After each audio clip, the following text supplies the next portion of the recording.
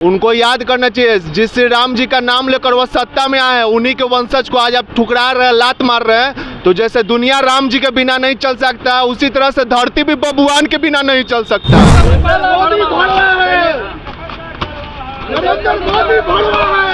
BJP को आगे बढ़ाने में क्षत्रिय समाज की अहम भूमिका रही है, और अगर अभी भी उस पर कार्रवाई नहीं हुई उस पुरुषोत्तम रूपाला पर, मैं ये कहता हूँ वैसे लोग अगर हमारे समाज की महिला के बारे में कुछ बोलेंगे तो उनकी जवान खींच ली जाएगी। स्वाभिमान से समझौता न क्षत्रिय कभी किया है न कभी करेगा, चाहे उसके लिए सरकार बदलनी पड़े, पलटनी पड़े, सब संभव है यहाँ। और आज नारी सम्मान की बात है तो किसी की बात है तो आज उस पुरुषोत्तम रूपाला का टिकट कटना चाहिए। अगर नहीं कटेगा तो कल गुजरात में हुआ है, जयपुर में हुआ है, बिहार कहीं पीछे नहीं रहा है, और बिहार जो करता है वो इतिहास दिखाता है।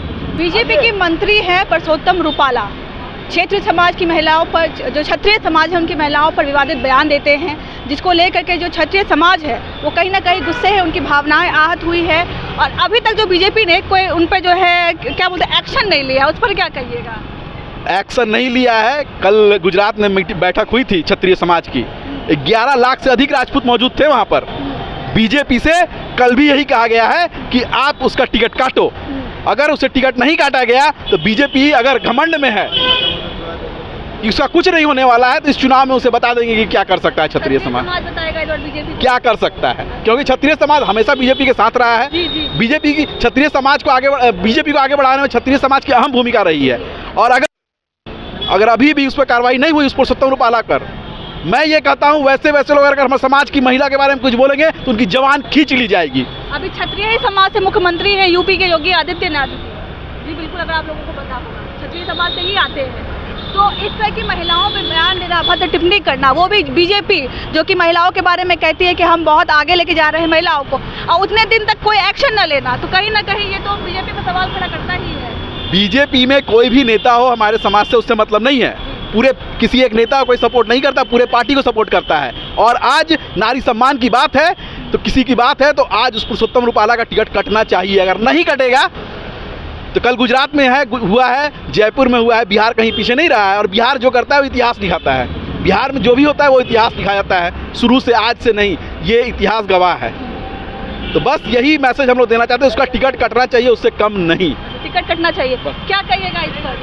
जो मंत्री जी का बयान आया है, मंत्री जी का बयान आया है तो उस पर तो सीधा यही कहना चाहेंगे कि अब जल्द से जल्द बीजेपी का जो कोर सबसे ऊपर है सर्वमान्य, टिकट जल्द से जल्द काट दे। नहीं तो हम वही करनी से ना है जो क्षत्रिय समाज के लिए 3 राज्य में सरकार पहले भी गिरा चुके हैं और अब लोकसभा है।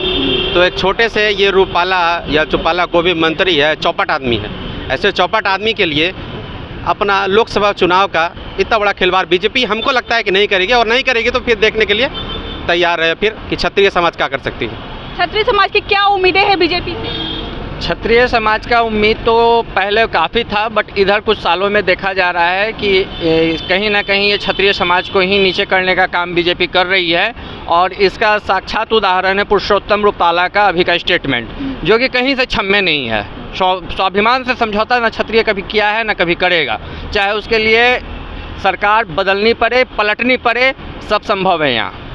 बदलनी पड़े तो बदलेगी जी, बदलेगी। सबसे बड़ी बात है भाजपा के द्वारा हम उनकी जो प्रवक्ता थी, पूर्व प्रवक्ता नूपुर शर्मा, मात्र छोटा सा बयान मुस्लिम समाज पे दी थी तो उनको पार्टी से निष्कासित कर दिया गया।